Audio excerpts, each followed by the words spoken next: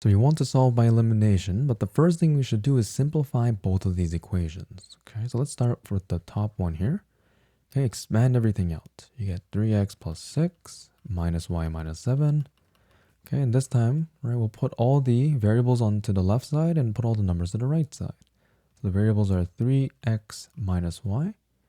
Okay, here we have 6 minus 7, so that's minus 1. Right, but if I want to move that to the other side, I have to add 1. Okay, so then adding 1 to both sides, I'm just left with 0 on the right-hand side, right? Because this is negative 1. So this is our new first equation. As for this one, expand everything out. Okay, you end up with this. This time, right, the x and y variables are just 5x plus 4y. Here we have 5 plus 2, or sorry, 12. Okay, so that'll be 17. But I need to subtract both sides by 17 to move all the numbers to the right side. Okay, so doing that, right, minus 24 minus 17, you end up with minus 41. Okay, so now this is the other second equation. All right, so now if you want to use elimination, right, let's multiply this top equation by 4.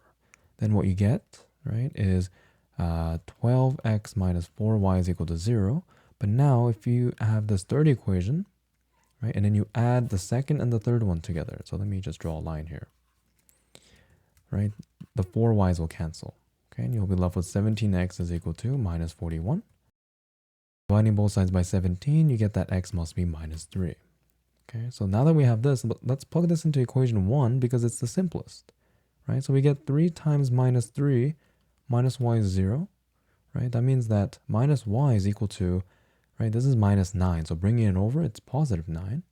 Divide both sides by negative 1, and you get negative 9.